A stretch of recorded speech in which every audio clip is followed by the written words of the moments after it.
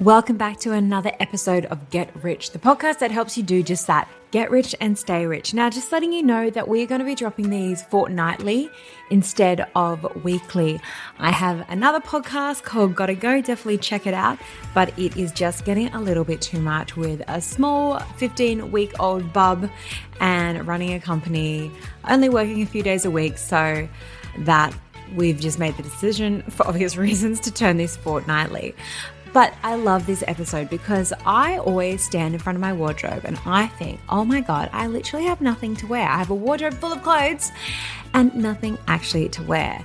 But I found out in this episode there is a reason for that. So I'm so excited. I really wanted to get Melissa Murgana onto the podcast, more for selfish reasons. I was like, I just want to know, how do we look stylish on a budget? And is it like, can we? And we absolutely can. So she's this awesome Melbourne-based personal stylist. She's definitely one of the most stylish women we've had on the podcast, which makes sense because in this episode, we are talking all things your wardrobe and what are the 5 winter wardrobe staples actually worth investing in. I also asked her what is the number 1 item every woman needs in her wardrobe, so you'll love the answer. She also has this great trick for letting go of clothes that you just can't bring yourself to donate. Also, how to figure out your personal style when you generally have like no idea what it is. So if you want to feel more confident getting dressed, and don't we all, because you just feel fabulous when you have a great outfit on, or if you want your wardrobe to work harder without spending more, then check this one out. And again, if you're enjoying this episode, please hit like, subscribe, tell your friends, tell your family, tell your work wife, tell the lady at yoga. Please help spread the word. All right. Enjoy today's episode and let's get fashionable. Hi, Melissa. Welcome to the podcast. I am so excited to have this conversation. Thank you so much for having me. It's only my second podcast, so I'm very much looking forward to it. Ooh, I love that. So what I wanted to start off with is like, why does what we wear affect so much with how we feel about ourselves? You know, when you get like a brand new outfit, you're like, God, I feel sexy and cool and great. Yep. But like, how does it have such a big effect on us? I think it comes down to giving us confidence, doesn't it? Because when you put it on, it's something changes within us. I can't really explain it, but it's a confidence thing that comes from within, and all of a sudden you feel like you've got this, I don't know, extra power, extra armor, extra something that makes you feel better to tackle the day, tackle what's coming your way. I love that. And why do so many women feel like they have nothing to wear despite having like a wardrobe full of clothes? Like I'm guilty of this a lot. Yes. Look, I think that there's a few things going on. You know, like some women have gone through a lot of changes. So I guess the wardrobe that once served them no longer does. I mean, that's just a reality. It's not that their clothes were bad. It's just things have changed and their body shapes changed and their lifestyles changed and fashion has evolved. That's sort of part and parcel of what happens. And I feel like this is just from my experience with working with clients. So many clients buy random pieces, which they love, and then they struggle with, okay, how am I actually going to style an outfit? So yeah, I've got a great skirt or I've got a great jumper or coat or whatever it is, but how do I actually create a look? Yeah. So it's a piece, but it's not actually forming whole outfit solutions. So that's why you often have a wardrobe full of clothes, yet nothing to wear, because it's actually not cohesive. Yeah. And before we get a bit more into how to look bougie on a budget, is there a psychological reason on why we hold on to clothes that no longer like serve us or fit us or suit us? Look, I don't know whether it's psychological, but there's definitely factors at play. Yeah. You know, sometimes if you'll spend a large amount of money, you find it hard to part with it. I mean, I have that too. It's like, well, hang on, I bought that for $400 or $500. I don't want to just give it away. So I'd rather just hold on to it. So I don't know whether it's psychological. Something that I do when I go into wardrobe, so if I go into a client's home, is I say to them, get yourself a nostalgia box. So sometimes you've got pieces, and I've got one myself, I've got pieces that I don't necessarily want to ever wear again, but I don't want to give away. So I get them out of sight, out of mind, but they're not actually out of my life. So I just put them in this box. I know I'll keep them. I occasionally might just revisit it every couple of years. Yeah. But that's a good way to kind of remove it from the wardrobe, but you're not actually physically parting with it, if that makes sense. That's a good thing to do. Yes, what you're saying is really ringing bells. Because I had this gorgeous Q dress. It was so like I bought it on sale, but it was gorgeous. Never fit me. I was like, it will fit me one day. Yes. And then I just gave it away because now that I've had a baby, I'm like, it's definitely never going to fit me. Yes. Oh, it doesn't serve the purpose for your wardrobe anymore. I find that with a lot of clients, that, they had a very corporate wardrobe and maybe they were going into the city and they were wearing heels and all this kind of stuff.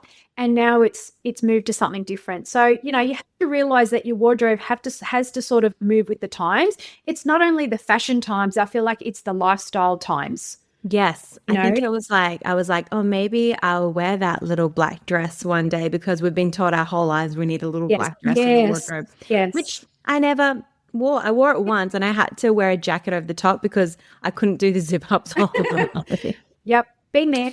It's gone.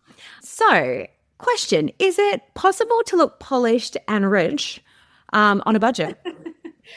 Absolutely. I'm sure you've heard the term that you can look stylish and it's got nothing to do with how much you spend. Yeah. I think that's what I do well with a lot of clients that I work with. Whatever budget they give me, we might pick some high pieces and then we might pick some low pieces, and it's about mixing the two together. Most women that I work with don't have a big budget that they can buy everything high end. Yeah. But it's about doing it in such a way that you're being a bit more selective with pieces so that they can look a bit more luxe than what they actually cost. Yeah. That's one thing. And then piecing it all together, that kind of doesn't really have a price tag, yeah? Yeah. You have to know how to put it all together to create a cool outfit. Yeah, and that's the bit people struggle with. So if someone had like, a couple of $100 and they were just wanted to give their wardrobe a bit of a refresh, where would they start? Is there like a piece that you're like, do you know what, this is worth, or this has got a good return on investment? As in, that's the total budget that I had to work with? Yeah, and they just wanted to do a refresh. So very tight budget, but they just want to give it a little refresh. Yeah. Look, I think for me, I would probably go down the path of a blazer. Okay, yeah. I feel like a blazer, you can wear it with jeans, you can wear it smarter with, maybe a slip skirt or even something shorter. The fact that it's got a collar, I just feel like it ticks a lot of boxes. So I guess if I'm going to splurge a little bit within that tight budget, I think I would lean towards a blazer of some sort to really be able to drag you across various occasions. I actually did a video on my Insta recently. We bought a bougie blazer from Target, but it actually helped pull so many different looks together. So even though it was an inexpensive-ish buy, it helped create a lot more cool outfits just from having one very well-selected piece that didn't break the bank. No, I love a good blazer.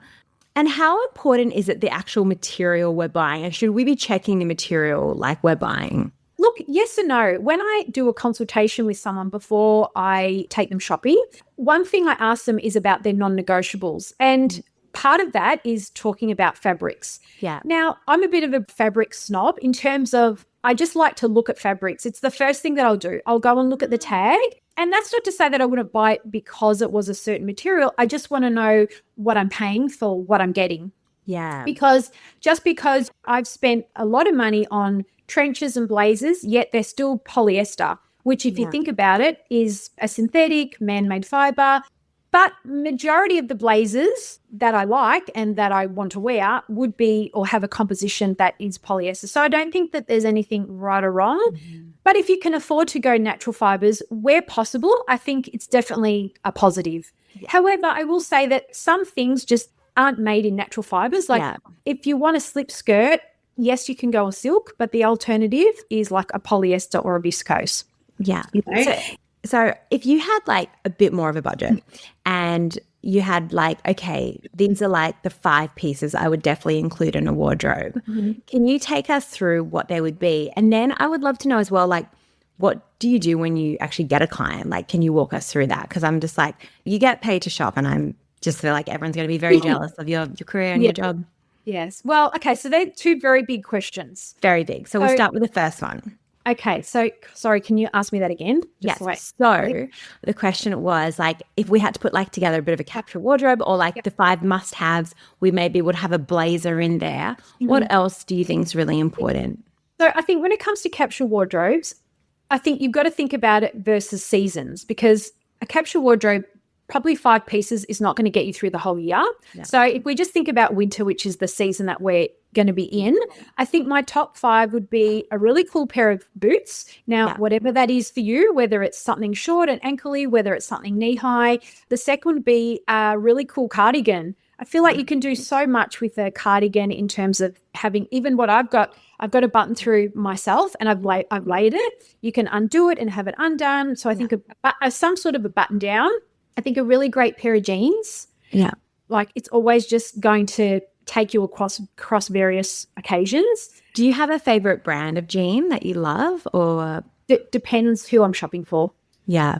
Yeah. For me personally, no, I don't. I don't discriminate when it comes to denim. I like Levi's.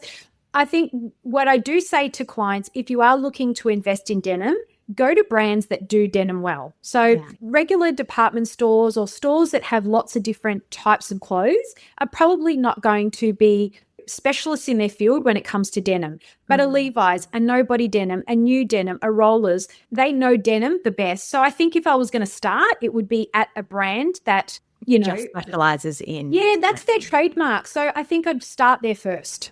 That's a great point. I've never thought of that ever. Yeah. I mean, it's like if you're going to go and, I don't know, buy a car, you're probably going to go to a place that sells the car that you want, not a place that has boats and bikes and trailers. You need to go to your specialized field. So, and if I keep going on to the capsule kind of versatile pieces that for winter, we've said boots, we've said jeans, we've said button down. Yes, I'm going to say blazer.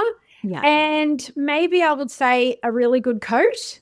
Okay. Yeah, because I feel like they are important outerwear options that will solve a lot of layering solutions. Yes. What are your favorite items you have that you wear? Oh, I love so much of my wardrobe. And I think what I love the most is mixing the old with the new. This trench is probably about, 6 years old, but I still love the color. I love the shape. I love the fact that it's got a shoulder pad. And then I've put it with something that, is a little bit more current. So I really don't have any favorites. I think the ultimate thing that I love is shoes and bags. Yeah. So I don't really have as much affiliation with the clothes, the apparel, as opposed to the bags and the shoes, which I probably invest more in because I wear them to death. Okay, love that. So let's say I called you up and Melissa was like, I need your help. My wardrobe is the pits. And right now it currently is. I'm between sizes. Nothing fits me. All I'm looking for at the moment is, can I breastfeed in it really quickly? Yep. But for someone who's completely I'm sick of my wardrobe, I've got nothing to wear. Yep. I just feel like everything looks bad. Yep. Where would you start with a client? Yep. So like I said before, I always do a consultation. And I think for most people, they're thinking, what is she going to ask me? An hour? What are we possibly going to talk about? But there's so many things to cover and we need to cover them before we hit the shops. Yeah. Because if I shop with someone for 2-3 hours, you might think to yourself, 3 hours, what am I going to possibly do in that time? The time flies.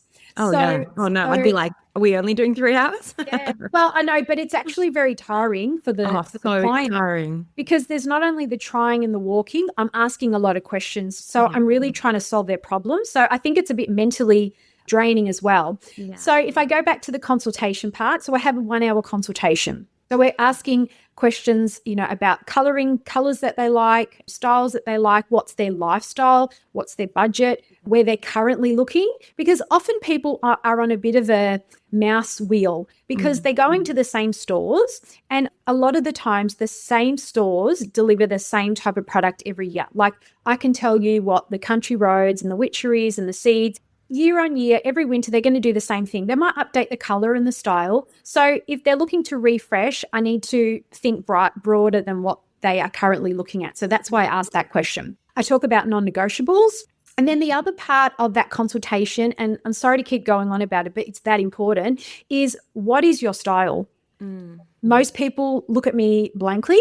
Yeah. Or they say, I want to be comfortable or I want to be casual which is fine. And they're great things, but they're not styles. Yeah.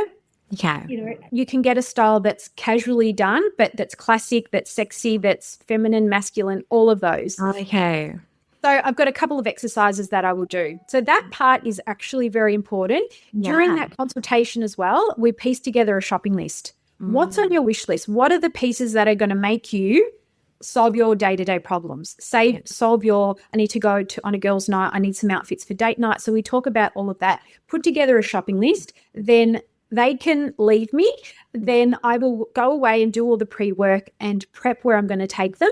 And then we literally go for a few hours and we work through that shopping list. So people always laugh and, because they see me carrying lists around.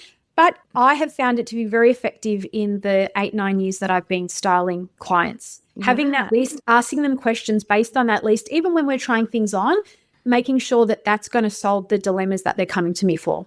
Ah, so good. And I haven't had anyone complain when they go into a change room and they just have to wait there and they don't have to fiddle their way through all the stores, all the racks. I've done all that for them. So I guess that's what they're paying me for, to do all that pre-research work to make the shopping part a bit more enjoyable, because for a lot of clients, they actually haven't had good experiences. So I'm trying to get them to be a bit more of a positive one when we shop together. And what are the mistakes you see people are making when they are when they've got their wardrobe? You've mentioned buying those random pieces, but are people shopping the right colors? Are they shopping the right body type? Probably no to both of those. No. Often they're buying colors that they're just seeing around that such and such was wearing. So, I better get that, or it's the most on-trend color, but it doesn't suit everyone, or you have to find the variant within the shade that is the right one for you. So yes, color is one. So that's a big one. A lot of women will come to me because their shape's changed, perhaps after kids, perhaps they've gone through menopause and all of any other things as well, surgeries and lots of reasons. So they're kind of what they once went to and thought that was their formula and the style that they would reach for, now no longer suits them, or they're struggling to know what that best style is. And I guess with social media, just everything's so flooded with different styles, they're feeling really overwhelmed to know which one's best for them. They're seeing lots of options, but what's actually the right one for their shape? Yeah, no, totally. And I guess that's why we do end up with wardrobes with bits and pieces all over the place, because we're just seeing these things. We're going, oh, that looks great. I'll buy that. Oh, yeah. Yeah. And also we find as well, like, some patterns will really happen for people when maybe they're feeling bored, they're feeling stressed, they're feeling overwhelmed. They will use shopping, but not mindfully. They'll use it as like ways to retail therapy. Yes. Yeah. I always say to people, when in doubt, just don't buy it and just mull over it for 24 hours. If you still feel like it's a worthwhile piece. And something else that I bring up a lot, you have to create at least 3 different outfits for the piece that you're buying. And if you can't do that, you shouldn't buy it. That's a great rule. So, because I remember the time I most loved my wardrobe, I went to New Zealand. I had this capsule wardrobe. Everything went with each other. I had all these different outfits, and every time I wore something, I was like, oh my God, I look cool in my terms. I mean, I don't know if I did, but I felt like everything looked good. So I love that. So it's got every time you buy something, it's got to go with 3 other outfits. You've got to make 3 outfits from that one piece. Otherwise, it serves no purpose in your wardrobe. And I read a rule, and it was like, well, not a rule, but I read this thing, and it was like, we wear like 70 or 80% of our wardrobe. No, we don't wear 70 to 80% of our wardrobe. Yeah. We wear 20%, 80% of the time. Yeah, 20%, 80% of the time. So do we need to be doing wardrobe culls? I think so. Yeah, I would definitely think that at least every, 8 months, if you can't do it every season, at least once a year would be a worthwhile thing, just to kind of go over your wardrobe, do a bit of an audit. I do that all the time in my pantry. Oh, has that expired? Haven't used that. It's been opened and it's got to go. So I feel like the wardrobe is essentially the same thing. And when I was living in London, we had a stylist on the podcast once, and I remember she said she would get her clients to put all their clothes one way in the wardrobe. Oh, the hangers? Yep. At the end of the year, see what had actually been switched around, and if there hadn't been, they'd have to get rid of it. Yeah, I do buy into that. Yep. I mean, but just sometimes, like I've even got a couple of coats that I may not wear this winter, but I probably still won't get rid of them. Yeah. So I do appeal a little bit to that rule, but not 100% myself. Okay. Yeah. Yes, I think it's got merit. It definitely does have merit. Mm-hmm. Yeah. And I guess, what are some affordable brands people overlook? And obviously, like in Australia, I used to live in London, and oh my God, shopping in London, I just loved it. There was so much to choose from. Yeah. In Australia, we're a little bit more limited, but I guess you mentioned it before, Target. I was in Target the other day and I was like, holy hell, some of this stuff is great. Are there any more like affordable brands that you think maybe get a bit overlooked? Yes. I feel like Portman's. I feel like I'm always in Portman's. I can always rely on they have a really good sale. So yes, if you want to look at sort of, more fashionable pieces, but still appropriate for a lot of occasions, I think Portman's is a good one. H&M, you just have to kind of dig your way through it, but there's still some like really good options. We've spoken about Target. I feel like Maya. There's so many brands, and often in there they've got some of their own like house brands. And at the moment they're doing a bit of a rebrand in terms of strategy, but you can really start to pinpoint maybe the type of brand that's more to your style. So I feel like going into Maya and having a bit of a wander through the various brands is a good place. Yeah. Where else? I mean, DeCube is good. That's a good amount. That's a great place to start. Yeah. Like it just depends what you're looking for. There's Kmart, there's Best and Less. Like most stores, you have to do a bit of filtering to find the gems for you. Not everything's just going to be staring out at you at a rack going, yes, buy me, I'll be perfect for you. You do have to do some digging. Yeah. And I guess, do you find that expensive clothes are generally better quality anymore? Like back in the day, like I feel like back in the maybe 60s, 70s, like the higher the price tag, the higher the quality. But are you finding that these days? No, I don't think so. And I think the customers have got savvier and brands have started to realize that they need to be more competitive, not just on the style side, but also on the fabric side. One brand that I didn't mention before is Uniqlo. I feel like, again, it's a shop that's got lots of styles, so you sort of have to know what you're looking for, but they are doing like great, in my opinion, great knits and great outerwear options, and they're pretty affordable. They're also tapped into like cashmere now for $129. I mean, I know it's still a high-ish price point, but I would have lots of clients that are willing to maybe spend a touch over $100 for a knit, knowing that they're going to get multiple seasons from it and that it's actually going to keep them warm. Yeah. And that actually touches on my next question, just about how do we get more longevity out of our clothes? Is it around like we should be using the dryer? Like, should we be tailoring? How do we do it? Yeah. So this is my favorite subject to talk about. I'm definitely not a dryer person, but I'm not saying that it's not good. I would just be very sparingly using it. But I'm a big believer in not washing unless it's required to. Now, I know that it's probably a bit controversial. I did a video many years ago how I've got numerous pairs of jeans that I've never washed. Some people were on my side and others were like, it's gross. But I feel like with the jeans and especially with knitwear, I am not a washer. I use like a refreshing spray, like a Febreze type product under the arms. I don't spray perfume on my clothes directly. So I've believed that the less times that I wash it, the more better that it looks. So I've got like jumpers that I've never washed and they still look in perfect condition. Yeah. And it's because I haven't gone down the path of washing them per se. I've spot cleaned them, I've refreshed them, I've aired them out, but I haven't actually washed them. And I know that that's going to sound gross to some people. But honestly, like I've got knits that have got mohair and other sort of more delicate fibers. You have to be so careful. So I just prefer to try those methods, which I found works perfectly for me. And they're still in great nick all these years later. No, I love that. Actually, it makes me feel better about a jumper I had because it was like this bright hot pink and I was worried if I washed it I'd lose some of that brightness of it. Yep. And I think I washed it about twice. Yeah. I think that would be all you need. Of course, if you're going to get sauce down the front of it, of course, you've got to wash it. But if I can help avoiding it, I'm definitely a big believer in that. And I always say to people, put something underneath the knit so that item would get washed a zillion times. Yeah. Not the outerwear piece that you're putting on.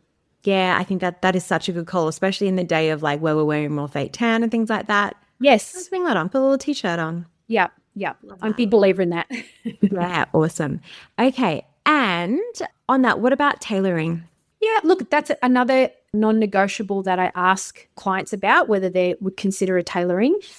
Yes, I think it does have a place. I think it just depends on the piece and what you're actually doing to it. If you're taking the hem up or if you're tweaking it a little bit at the waist to give it a bit more of a cinched look, or, not often, but every now and again, we might even tailor the sleeve so it's sitting at a neater point rather than covering the whole client's hand. So it just looks like it's made for you as opposed to not. So yes, I definitely think, but they're not cheap. So I guess you've got to consider that into the price of something, if that's something that you want to do to make it look like it's exceptionally made for you. Yeah. Okay. No, I love that. Any other like tips for getting longevity out of our clothes? I think just buying right in the first place, coming back to that, can you wear it 3 different ways, should really go a long way in terms of you being able to wear it a lot of times in a lot of ways. Yeah. So, I think it's bringing a mindfulness back to it as well. Because do you have any thoughts around these fast fashions, these Temus, these Sheins where people are just like buying, it's ending up in landfill? What are your thoughts on the whole fast fashion? there's fast fashion and then there's fast fashion, because the Zaras of the world, the H&Ms of the world, maybe to a degree the Targets of the world are considered fast fashion.